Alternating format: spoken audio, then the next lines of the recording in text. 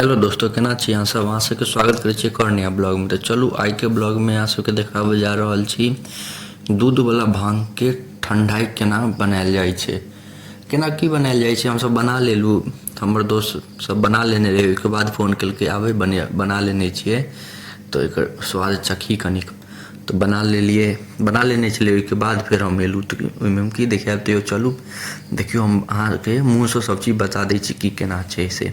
ओना पहले बता दियो, ई छठ के सँझुका के रात में हम सब रंग एकदम बना रहल छियै भांग के, एकदम माहौल बना रहल छियै। तो चलू पहले बता दै छी। हम सब की कहै छै, हमर सबके घर के बगल में चौक छै, चौके पर एगो बूढ़ आदमी बैसै छी भांग लऽ कऽ। एकदम ताजा भांग बनायत, अपन घर से बना कऽ आनै छै। भांग के गोली रखने रही छै, ओते से भांग के गोली खरीदलिए 4-5 गो, पता नहीं अब हमर दोस्ते सब खरीदलकै, कते खरीदलकै। ओहिके बाद ई 1.5 लीटर दूध ये फुल क्रीम, ओकरा एहिमे पानि वानि किछु नहीं मिलेलिए, गैस पर औंट देलिए बढ़िया से। ओहिके बाद ठंडा हुआ ले धऽ देलिए, एकदम बढ़िया से मस्त ठंडा हुआ ले धऽ देलिए। ठीक ठंडा भऽ गेलै। ओहिके बाद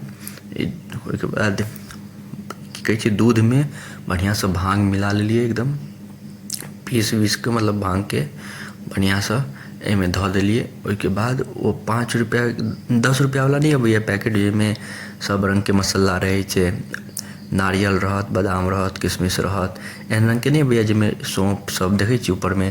तो ई सब वाला जे रहैया ओ वाला पैकेट लऽ एलिए 10 रुपया वाला 2 गो, और एहिमे डालि देलिए बढ़िया से, एकदम बढ़िया से मिला देलिए। आ कनि गाढ़े के घोरलिए जे अथी पियो में मजा अयतै, कनिक लगतै नशा।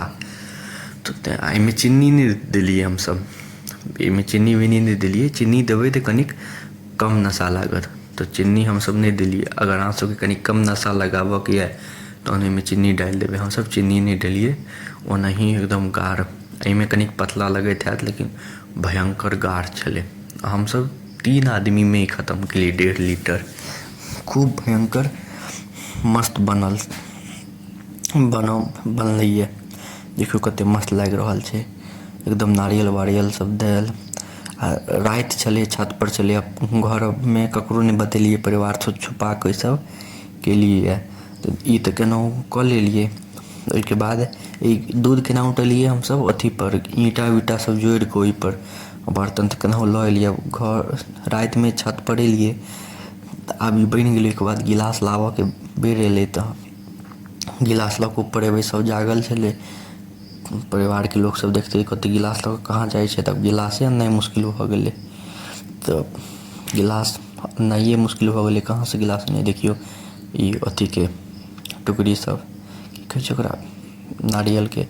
कतौ से गिलास के 2 गो गिलास के जोगाड़ केलू, केनाहू गिलास अनलू।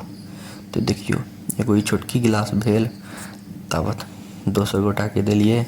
आ एगो बड़का गिलास ओ देखाबै छी अहाँ सबके, बड़का गिलास में भरलिए। तो बुझियो ने सब गोटा 2-2 अढ़ाई-3 गिलास के सबके भेलै।